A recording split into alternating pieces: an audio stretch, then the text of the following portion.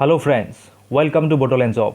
खुलुमबाय आसाम फरेस्टनि forester 1 forest guard driver बायदि बायदि 2020 रिक्रुटमेन्टनि सिलेक्शन प्रसिडिउरा मा नायदो फै सिलेक्शन प्रसिडिउराव थागोन 2 टेस्ट मोननै टेस्ट थागोन नम्बर 1 आव जादों फर्स्ट फेज टेस्ट नम्बर 2 आव नैथियाव जादों सेकंड फेज टेस्ट इनफ्राय नेक्स्ट फर्स्ट फेज टेस्ट को एपियार खालामनो थाखाय जायफोर कैंडिडेटआ एप्लिकेशन सबमिशन खालामनायाव कारेक्ट जादों गासैबो कारेक्ट जादों बिसोरखौ लेंहरनाय जागोन कल लेटार हरनाय जागोन ओमफ्राय बिसोर फर्स्ट फेज टेस्टआव एपियार खालामनो हागोन ओमफ्राय फर्स्ट फेज टेस्टआव सेथि टेस्टआव एपियार खालामनायनि आगोलाव गासैबो कैंडिडेटखौ बायोमेट्रिक्स लानाय जागोन ओमफ्राय next The test for recruitment टेस्टा माबोरै जागोन फरेस्टार 1 आरो फरेस्ट गार्डनि थाखाय गासैबो कैंडिडेट्सफोरा एडमिट कार्ड बा कल लेटार मोनगोन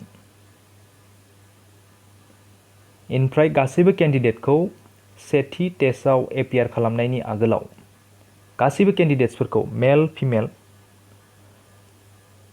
हौवाफोर बा आइजोफोर गासैखौबो फिजिकल स्टैंडार्ड टेस्ट PST लानाय जागोन PST आव जेबो मार्क थानाय नङा बे जास्ट पासल' जानांगौ बेयाव थागोन जेरै measurement of height weight chest before गासैखौबो सुगोन बेनिफ्राय चेस्ट सुनायाव अनलि मेलफोरनि थाखाय ओमफ्राय हाइट वेट गासैनिबो थाखाय ओमफ्राय नेक्स्ट मेडिकल अफिसारा प्रिलिमिनारि चेकआप खालामगोन जास्ट बेसिक चेकआप खालामगोन हेल्थनि ओमफ्राय बेयाव पास जाखांबा नेक्स्ट स्टेपआव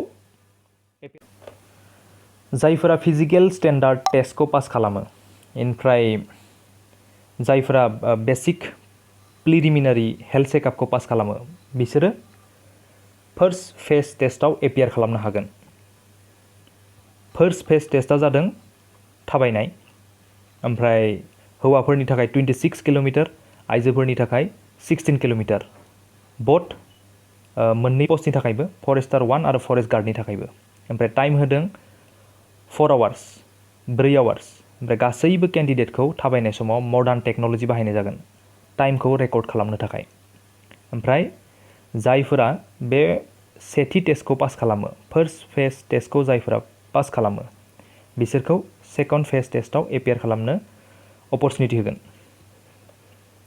इनिफ्राय दा नेक्स्ट सेकंड फेज टेस्टआ जाहैदों नैथि टेस्ट बेयाव फरेस्टार 1 एंड फरेस्ट गार्डनि थाखाय रिटेन टेस्ट जागोन ओमफ्राय रिटेन टेस्टखौ गासैखौबो लेंहरनाय नङा जायफ्रा कमप्लीट खालामनो हादों 26 किलोमीटरखौ बा 16 किलोमीटरखौ गासैखौबो लेंहरनाय नङा अनलि मेरिट लिस्टआव लेंहरगोन सो मेरिट लिस्ट ओंखारगोन फिजिकल फिटनेस टेस्ट ओमफ्राय बे थाबायनायनि मेरिट लिस्ट ओंखारगोन गासैबो कैटेगरीनि थाखाय ओमफ्राय बे मेरिट लिस्टआ टाइमखौ लानानै ओंखारगोन जायफोरा थाबैनो थाबायो बा थाबैनो कमप्लीट खालामनो हायो थाबैनो फोजोबनो हायो 26 किलोमीटर आरो 0 किलोमीटर थाबायनायखौ बिसोरखौसो रिटेन टेस्ट होनो होगोन सो ट्रेनिं खालामनांगोन नङाबा जोबोर चेलेंजिं बे वन अफ द मोस्ट इम्पोर्टेन्ट पॉइंट आगोलाव बिदि गैयामोन टाइम लानानै होआखैमोन फरेस्टनि BTD ओंखारनायावबो बिदि टाइम लानानै होआखैमोन दा जायफोरा थाबैनो कमप्लीट खालामो बिसोरसो मेरिट लिस्टआव थांगोन सो बिसोरसो रिटेन टेस्टआव एपियार खालामनो अपरचुनिटी मोनगोन ओमफ्राय बेयाव लिरदों माबोरै लेंहरगोन सोरखौ लेंहरगोन Candidates will be called for written test in order of merit at the rate of 5 times the number of posts allotted in respect of each category. Suppose forest guard नि थाखाय total posta ST फोरनि थाखाय 101 ST plan नि थाखाय ओमफ्राय बेयाव जों दा रोखा रोखा नुनो मोन्दों 5 टाइम्स बाथाय 101 नि 5 टाइम्सआ 505 505 केन्डिडेटआल' एपियार खालामनो हागोन बेखौ जों दा मोनथिखाबाय। दा सोर जागोन 505 केन्डिडेटआ? ओमफ्राय फरेस्टार 1 नि थाखायबो बिदिनो सेम जागोन 5 टाइम्स जागोन। ओमफ्राय फरेस्ट गार्डनि थाखाय अनलि 505 केन्डिडेटआल' एपियार खालामनो हागोन। स' खारनाय बा थाबायनायखौ दानिफ्रायनो ट्रेनिं ला, दानिफ्रायनो थाबायबाय था फुं मोनाबिलियाव, नङाबा गोब्राब जागोन मेरिट लिस्टआव फैनो। बेनिफ्राय नेक्स्ट जायफ्रा बेखौ कमप्लिट खालामो बिसोरखौ एडमिट कार्ड होगोन, कल लेटार होगोन, ओमफ्राय रिटेन टेस्टआव एपियार खालामनो हागोन। ओमफ्राय रिटेन टेस्टआव टाइम होदों 3 आवार्स फरेस्टार 1 नि थाखाय, बेनिफ्राय 3 आवार्स फरेस्टार 1 नि थाखाय, बेनिफ्राय 2 hours for forest guard, 2 hours forest गार्डनि थाखाय। बेनिफ्राय for the post of forester 1 the test will be of 100 marks 100 मार्क्स जागोन फरेस्टार 1 नि थाखाय। बेनिफ्राय फरेस्ट गार्डनि थाखाय 75 मार्क्स। बेनिफ्राय बेयावबो इम्परटेन्ट होदों नेगेटिभ मार्किं दं, नेगेटिभ मार्किं थागोन। Etch question will be of 1 mark, गासैबो कुइसननि नाम्बारा जागोन 1, मोनसे कारेक्ट 1 मार्क, मोनसे रं हाफ मार्क। स' एग्जामा जोबोर चेलेन्जिं आरो टाफ जागोन, नेगेटिभ मार्किं दं। बेनिफ्राय नेक्स्ट, ओमफ्राय कुइसन पेपारा आलदा आलदा जागोन, फरेस्टार 1 नि आलदा, फरेस्ट गार्डना आलदा। ओमफ्राय मा फैगोन? जेनेरेल मेथामेटिक्स फैगोन, ओमफ्राय इंलिश एन्ड भार्नाकुलार, ओमफ्राय ग्रामार एन्ड कम्प्रेहेनसन एन्ड कम्पोजिसन। भार्नाकुलार माने जोंना जेरै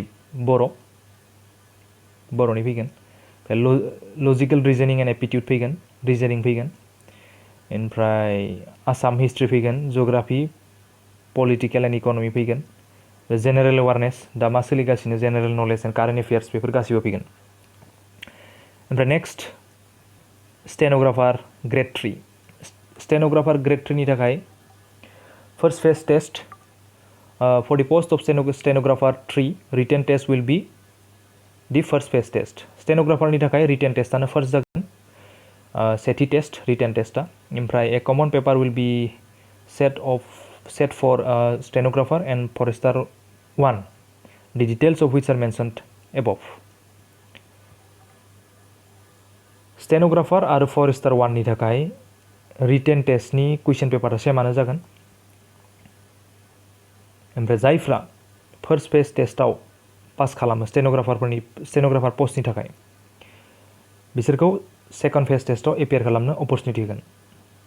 four the post of stenographer grade 3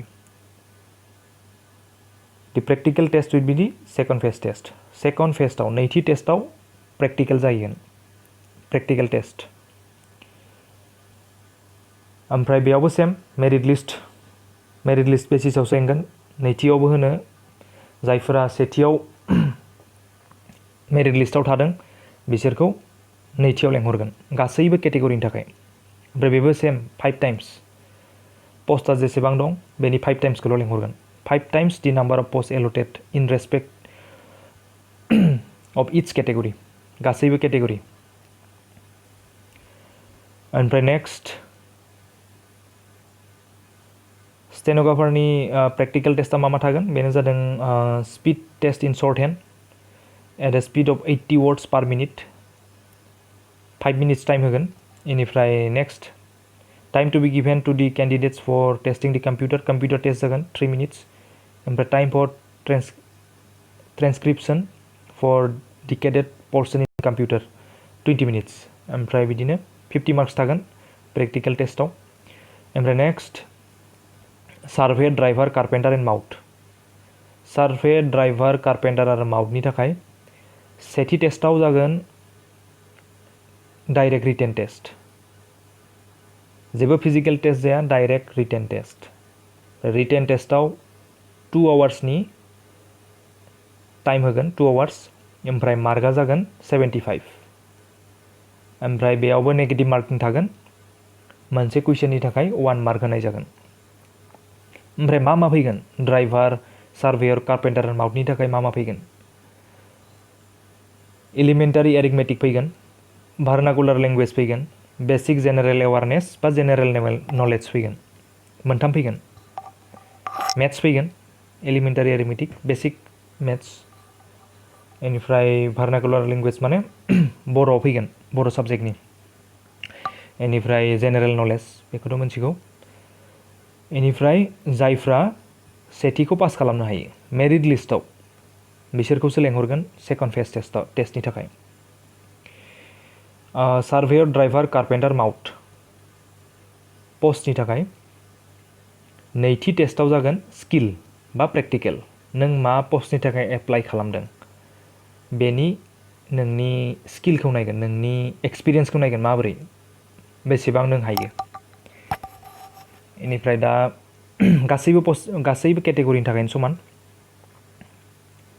बेयावबो सेम 5 टाइम्स लेंहरगोन जेसेबां पस्ट दं बेनि 5 टाइम्सखौल' लेंहरगोन candidates will be called for practical test skill test in order of merit at the rate of 5 times the number of posts allotted in respect of each category. Next, second phase test surveyor postनि थाखाय skill testआव गासै दं 100 marks mensuration नि थाखाय 40 marks drawing नि थाखाय 60 marks ओमफ्राय driver कार्पेंटार आरो mahout पस्टनि प्रेक्टिकल टेस्टनि थाखाय 50 मार्क्स दं गासै लोगोसेयावनो मेडिकेल स्टेन्डार्डआ मोजां जानांगोन good mental and bodily health मोजां जानांगोन लोगोसेयावनो केन्डिडेटफोरा they must be free from any physical deformities बेराम थानो मोननाय नङा ओमफ्राय बेरामनि लिस्टआ बेयाव लिरनाय दं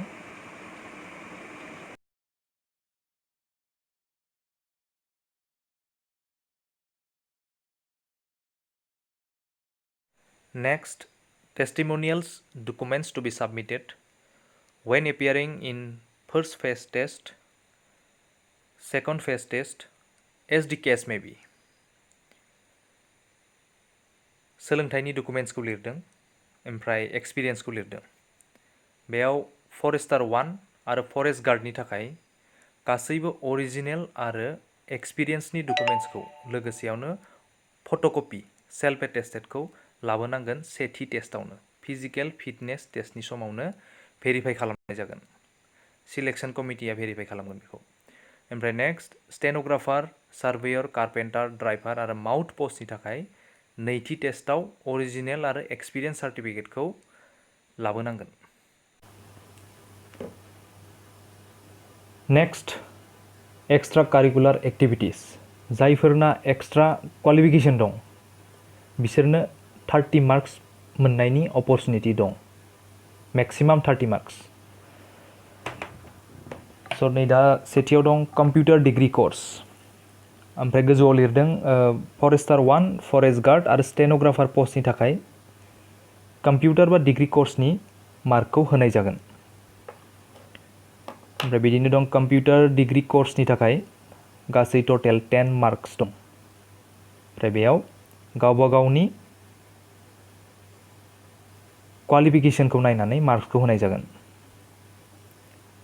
10 निफ्राय 2 सेम 6 मान्थ्सनि थाखाय 2 मार्क्स होगोन ओमफ्राय हायेस्ट MCA नि थाखाय 10 मार्क्स होगोन ओमफ्राय नेक्स्ट लिरनाय दं एजुकेशनेल क्वालिफिकेसन सोलोंथाइनिबो मार्क्स होनाय जागोन ओमफ्राय सोलोंथाइनि मार्क्सखौ बिदि होगोन गावबा गावनि पस्टनि एसेन्शियेल क्वालिफिकेसनखौ लानानै मार्क्सखौ होनाय जागोन जेरै फरेस्ट गार्डनि थाखाय हायार सेकेन्डारि पास नांगौ स' हायार सेकेन्डारिनि मार्क्सखौ लानानै पार्सेन्टेजखौ लानानै बे 5 मार्क्सनि गेजेराव होनाय जागोन सोरबा 45 to 59.99% मोनदोंबा बेनो 2 मार्क्स होगोन ओमफ्राय 75% आरो बेनि गोजौनि थाखाय हायेस्ट मार्कखौ होगोन 5 मार्क्स ओमफ्राय बिदिनो फरेस्टार 1 नि थाखायबो सेम फरेस्टार 1 नि थाखाय जायफोरा ग्रेजुवेटनि पार्सेन्टेजखौ लानानैसो होगोन बेयाव हाइएस्ट 5 मार्क्स बेबो सेम। बेनिफ्राय नेक्स्ट बेयाव लिरनाय दं माउथ पस्टनि थाखाय नैबे सोलोंथाइनि थाखाय जेबो मार्क्स होनाय जानाय नङा, एप्लिकेबल नङा बे माउथ पस्टनि थाखाय। ओमफ्राय दस्रा पस्टनि थाखाय गासैबो पस्टनि थाखाय दं। ओमफ्राय next national cadet corps NCC जायफोरना दं बिसोर मैक्सिमाम 5 मार्क्स मोनगोन। गावबा गावनि सार्टिफिकेटखौ लानानै 5 निफ्राय 1 सेम होनाय जागोन। ओमफ्राय नेक्स्ट होम गार्डनि थाखाय होम गार्डआव जायफोरना खामानि मावनायनि एक्सपिरियेन्स दं बिसोरनोबो मैक्सिमाम 5 मार्क्स होनाय जागोन।